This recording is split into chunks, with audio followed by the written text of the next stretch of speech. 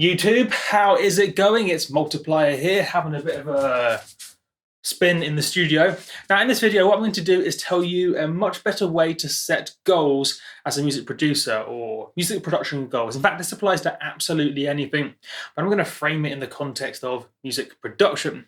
Now, setting goals is a good thing. All the best people do it in one way or another, and chances are you do it too. Now, maybe this goal is 10,000 SoundCloud followers, or maybe it's I want to play a festival in the summer. Or it could be I want to release on this label or finish an EP, whatever it is. This is how pretty much everybody sets goals, but it's not the right way to do it. There are two problems with this. First of all, the goal doesn't necessarily give you any clues as to how to get there. If your goal is to play a festival set, then simply setting that as a goal doesn't really tell you how to get there. It's just a goal, and then you still have to do the hard part of figuring out, well, how's that even going to happen? Same with SoundCloud followers. If your end goal is so many SoundCloud followers or Facebook likes, setting a goal like that is easy, but actually getting there is normally the difficult part. Problem number two, if you set a goal based on external factors, which most goals are, whether that's releasing on a label or SoundCloud followers or whatever it is, if you set a goal based on external factors, you can't really hold yourself accountable in any meaningful way. If, say, your 1 year goal is to have a track hit the top 10 charts on one of the Beatport genre charts, that's not necessarily a good goal by itself because there are so many external factors. What other releases are happening, what the label does, who does the curation and judgment for features and so on at Beatport, how the label does their Beatport submission requests and all that sort of... Postman. Why did I put the tripod in the doorway? I'm back. So I was tired climbing underneath the tripod. What was I saying? Basically, if your goal is dependent on external factors, you can't realistically judge yourself as having done a good or a bad job over the time frame you've set your goal. Therefore, this is the big idea here.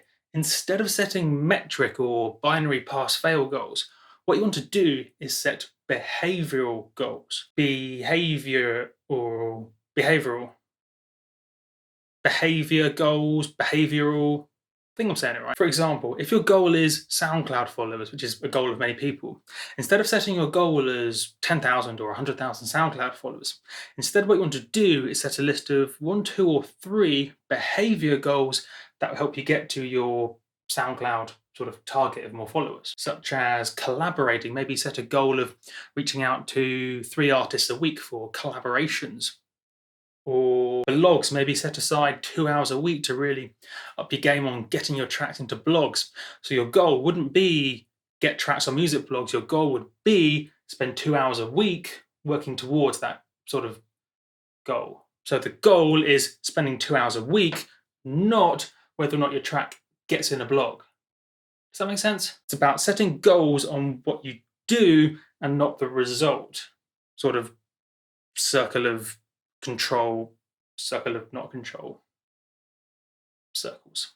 Stoicism, kind of along those sorts of lines. If you haven't looked up Stoicism, highly, highly recommend it. It's awesome.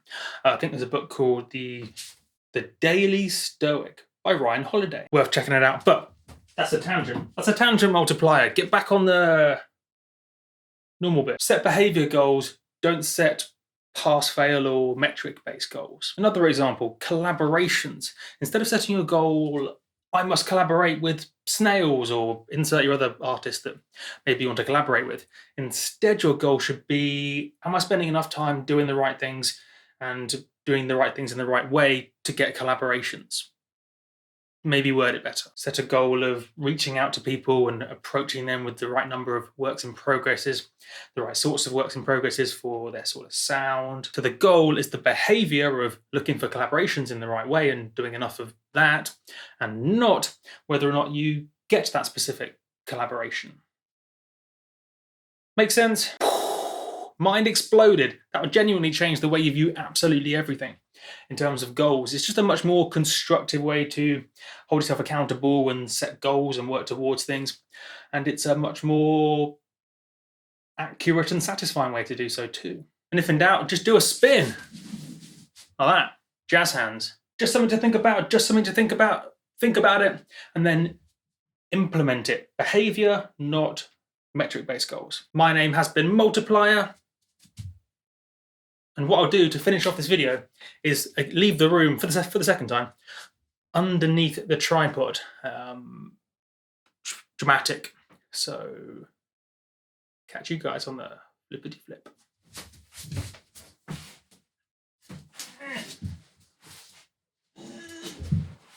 Ow.